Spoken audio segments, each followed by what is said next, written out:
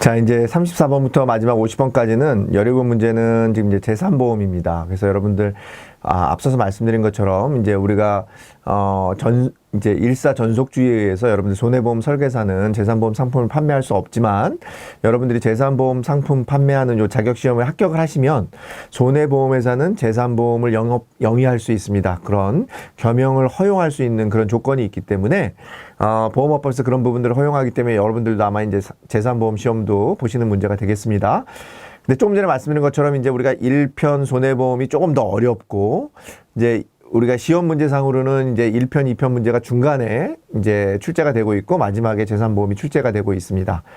자, 재산보험은 범위가 짧고요. 여러분들이 정말 여기는 나오는 문제들 중심으로만 나오고 있습니다. 그렇기 때문에 여러분들이 크게 어렵게 생각하지 마시고 지금 요 문제 중심으로만 여러분들 기억하시고 암기하시면 충분히 재산보험 문제를 잘 풀어가실 수 있을 거라 생각을 하면서 문제를 풀어보도록 하겠습니다.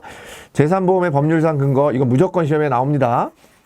재산보험의 법률상 근거는 뭐라고요? 예, 보험업법. 예, 여러분들 그냥 왜냐하면 재산보험은 우리가 일반적으로 상법에서 규정하지 않아요.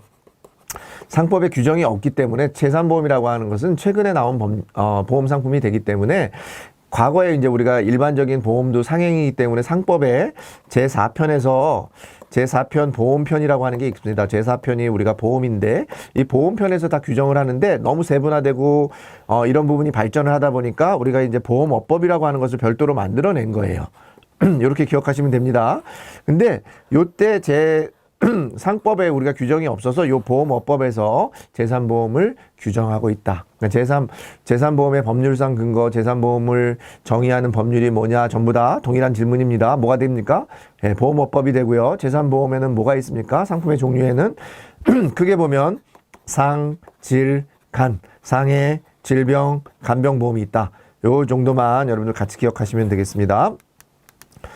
자, 실손보상으로 지급하는 것은 그렇습니다. 우리가 이제 재산보험 같은 경우는 생명보험은 생명보험, 그 다음에 우리가 손해보험, 그죠? 이런 성질을 같이 가지고 있는 것을 우리가 뭐라고 한다? 재산보험이라고 하는데 우리가 통상적으로 생명보험은 여러분들이 생명보험, 사망보험금 이런 거 다 정액으로 주잖아요. 그래서 생명보험은 주로 정액 보상 방식이고 손해보험 같은 경우는 실손 보상의 원칙에 따라서 이득금지의 원칙에 따라서 우리가 실손으로 보상을 합니다.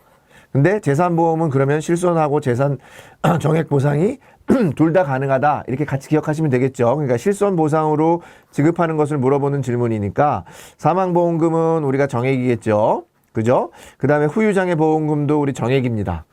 예? 얼마부터 얼마까지 정해져 있습니다. 입원 일당 같은 경우도 우리가 뭐 그 입원에 따라서 우리가 금액을 실손으로 보상할 수가 없잖아요. 이것도 하루에 2만 원, 하루에 10만 원 이런 식으로 정액으로 보상하고 있습니다.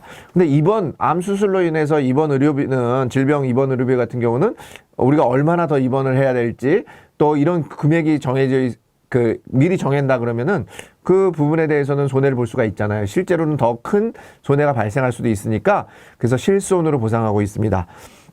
자, 우리가 시험 문제를 잘 모르실 때는 실손 보상, 정액 보상 같은 경우를 우리가 잘 모를 때는 그냥 기억하는 요령 중에 하나는 정액 보상은 주로 끝이 금이나 액으로 끝나요. 그리고 우리가 실손 보상 같은 경우는 뒤에가 주로 비로 끝납니다. 비 무슨 비, 의료비 뭐 이런 식으로 끝나니까 하나 잘 모르실 때는 이렇게 문제를 풀어보는 것도 하나의 요령이라는 부분 말씀드리고 넘어가겠습니다. 자, 36번 보험의 지급 방식 중 실손 보상 방식. 실손 보상 방식에 대한 설명으로 맞는 거 고르는 문제입니다. 조금 전에 말씀드린 것처럼 우리가 재산보험 같은 경우는 실손하고 정액 보상을 둘 다 할 수 있는데 손해보험의 성격을 가지고 있는 거예요. 그렇기 때문에 보험사고 발생 시에 실제 손해액만을 보상하는 것을 우리가 뭐라고 한다? 실손 보상 방식이라고 한다. 이거는 지문의 정답을 다 줬습니다. 그죠? 여기 나와 있는 것처럼 약정한 금액 정액인 것 같죠? 그 다음에 사망 후유 중에 당해 담보가 대표적인 실손 급부형 담보가 아니라 이건 정액 급부죠. 우리가 사망이나 후유장애 했을 때는 딱 얼마를 정해주고 그 보상금을 주고 있습니다. 보험금을 주고 있습니다. 자, 실손 보상을 적용하는 실손 의료비 담보를 여러 건 체결 시에는 중복 보장을 받을 수 있는 게 아니라 실손 보상을 하는 경우에는 어떻게 되어 있습니까? 우리가 중복 보상이 아니라 비례 보상하고 있습니다. 실손 우리가 조금 전에 말씀드린 것처럼 이득 금지의 원칙.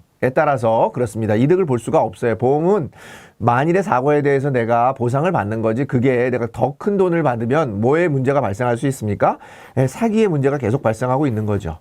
그러지 않아도 사기가 발생하는데 우리가 이렇게 된다라고 하면 문제가 발생할 수 있죠. 우리가 보험 계약의 특징 중에 하나가 사행 계약이라고 하잖아요. 그죠? 우리가 보험료는 조금 내는데 보험금을 많이 받을 수 있기 때문에 사기의 위험성이 커요.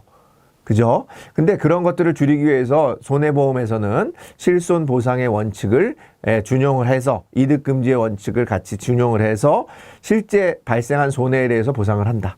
그러니까 무슨 말씀이냐면, 이 보험 들어가지고 엄하게 돈 벌 생각하지 말라는 거예요. 그냥 내가 문제가 발생한 예를 들어서 화재 보험이 나면 화재 보험에 대해서 보상받으면 되는 거지. 내가 만약에 주택 화재 보험을 가입했는데 주택을 하나 새로 리모델링 하는 비용까지 받을 수 있는 것은 안 된다는 거예요. 쉽게 얘기하면. 그렇게 기억하시면 되겠습니다.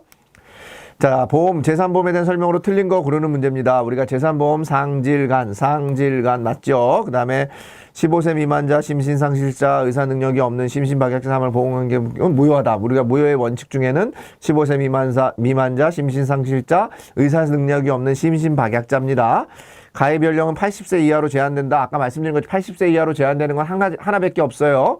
손해보험이 질병사망보험을 특약으로 하는 그런 질병보험에서 우리가 특약을 가입한 경우에는 80세 만기로 제한되어 있는데, 그렇지 않은 경우에는 나이 제한은 없습니다. 자, 손보사의 경우 질병사망은 특약으로만 가능합니다. 특약으로만 가능해요. 특약으로만, 우리가 질병사망보험에 대해서는 특약으로만 가능하다, 이렇게 되어 있습니다. 재산보험에 대한 설명으로 틀린 것은 또 고르는 문제입니다. 우리가 여기서 어떤 부분이 틀렸습니까? 우리가 손해보험회사는 실손해를 보상하는 보험상품 개발만 가능한 게 들어갔으니까 틀렸겠죠. 무슨 말씀인지 아시겠죠? 그래서 손해보험회사는 실손해를 보상하는 거나 정액 보상하는 거 둘 다 가능하다, 이렇게 보시면 되겠습니다. 왜냐하면 재산보험은 우리가 생명보험과 손해보험이 섞여 있는, 우리가 그래서 약간 회색 분자 같다, 그래서 그레이 존이라고 합니다. 그레이 존. 같이 기억하시면 회색 존이라고 하는데, 이 그레이 존이라고 하는 것은 결국은 뭐하고 뭐를 믹스한 거예요? 생명보험의 특성과 손해보험의 특성을 우리가 믹스한 거니까 실손 보상만 되는 게 아니라 정액 보상도 가능하다, 이렇게 보시면 되겠습니다.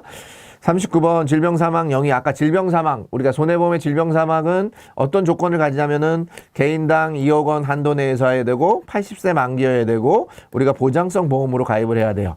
그러니까 가장 올바른 거, 설명적 올바른 거니까 보험 만기는 80세 이하로 제한되어 있다. 맞죠?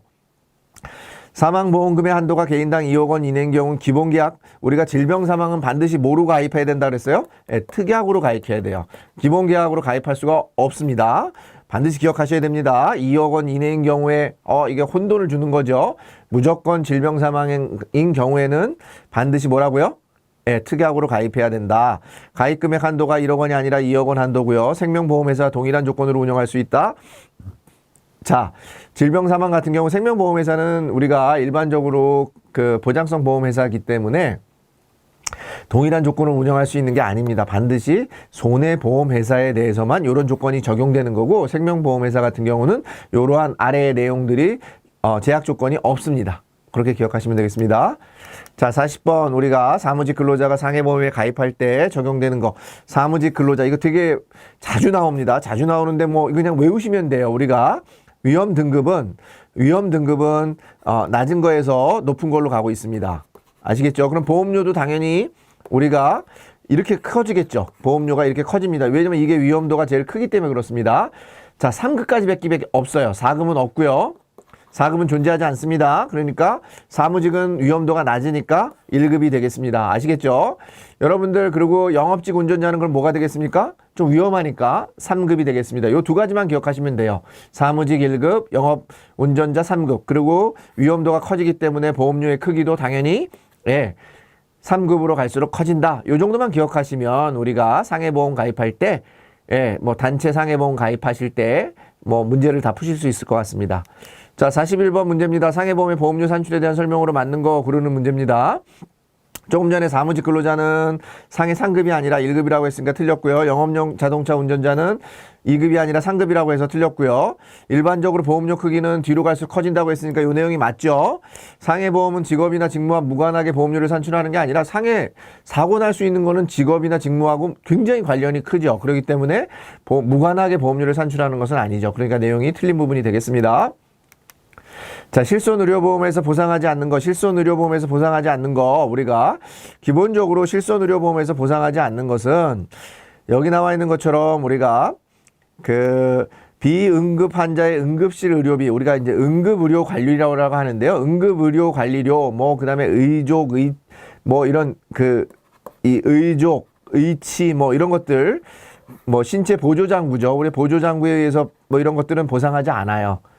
아시겠죠? 그 다음에 제왕절개나 이런 출산과 관련된 거에서도 보상하지 않습니다. 근데 시험 문제에는요, 여기 나와 있는 것처럼 응급의료관리료라고 하는 부분이 보상된다라고 하는 부분으로 시험에 자주 출제가 되고 있으니까 여러분들 요 용어만 잘 기억하시면 되겠습니다. 요 문제는 조금은 쉬운 문제는 아닙니다. 예, 보상하지 않는 거 고르는 문제, 쉬운 문제는 아니지만 조금 전에 말씀드린 것처럼 여러분들 그런 기준으로만 보시면 좋겠다. 그런 말씀 좀 드리겠습니다. 자, 43번 문제입니다. 우리 상해보험회사에서 우리 사망보험금 수령자. 자, 우리가 항상 보험금 수령자는 누굽니까? 수익자죠.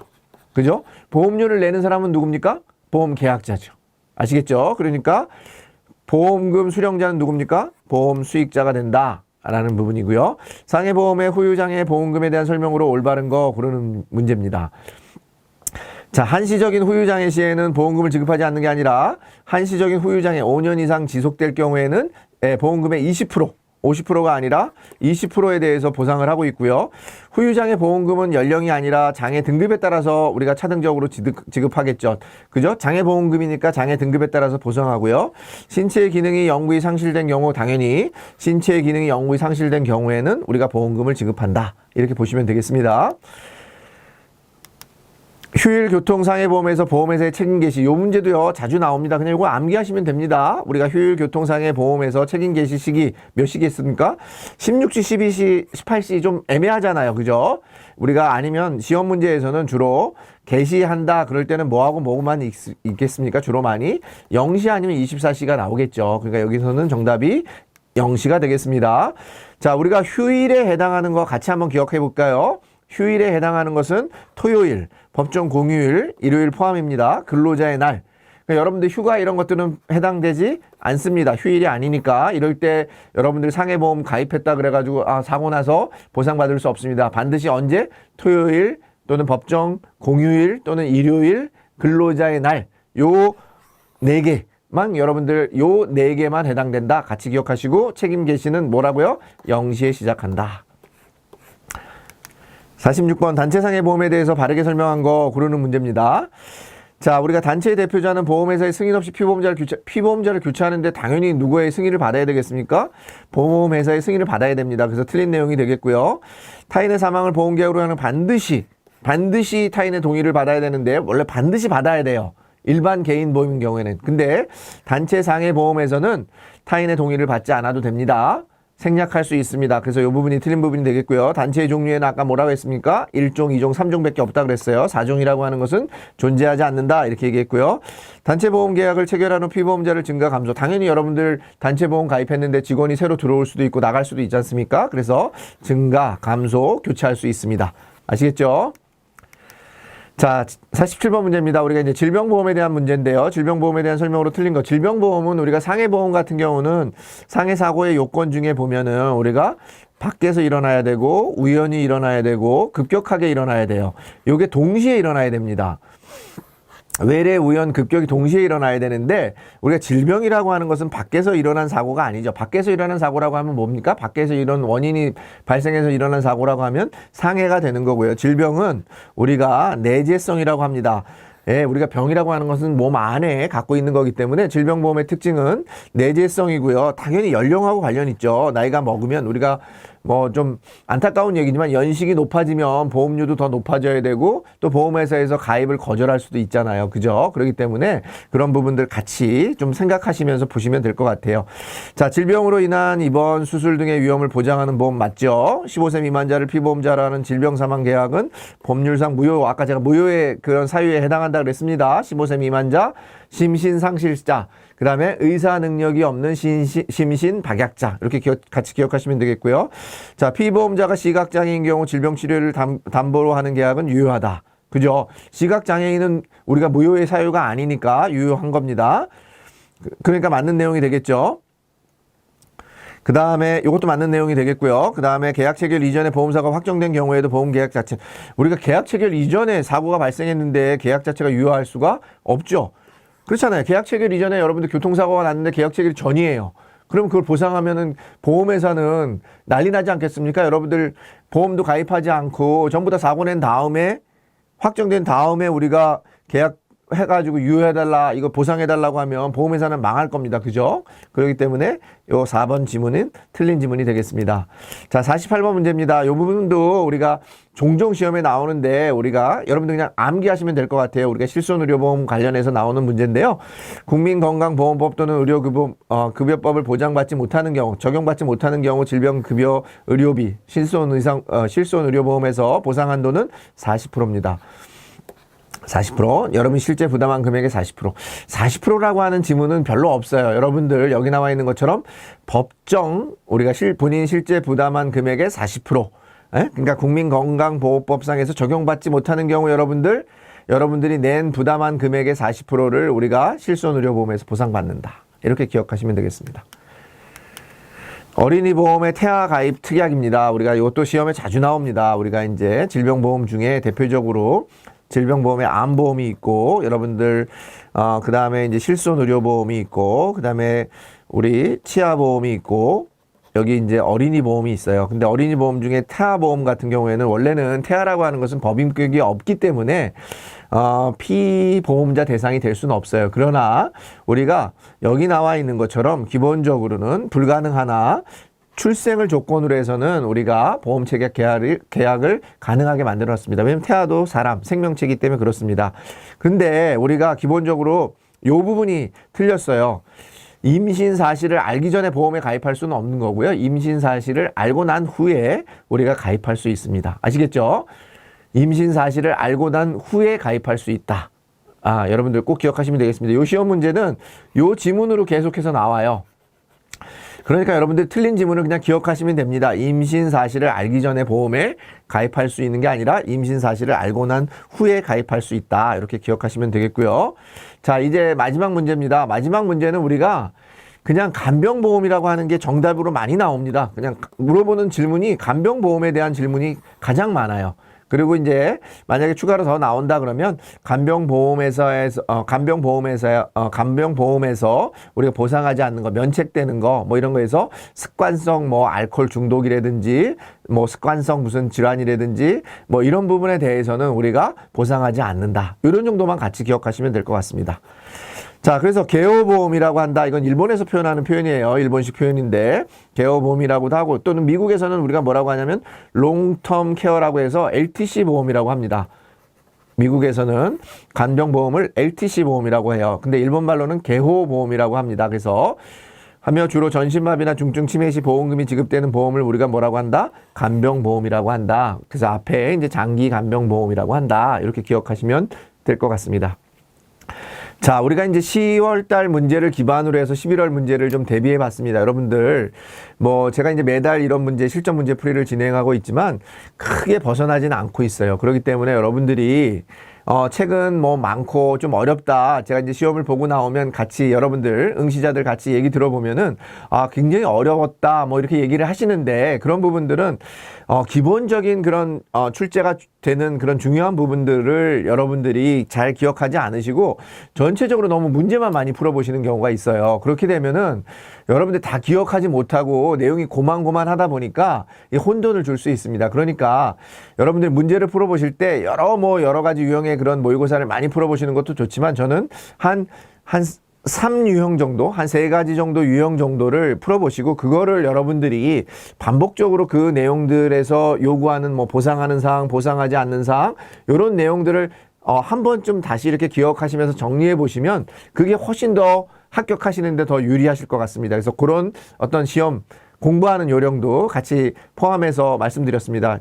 자, 이 부분을 바탕으로 해서 여러분들 혹시 이제 10월에 마지막으로 시험 보시는 분들 합격하시기 바라고, 또 11월 달에도 예, 좋은 점수로 여러분들 합격하시기를 기원하겠습니다.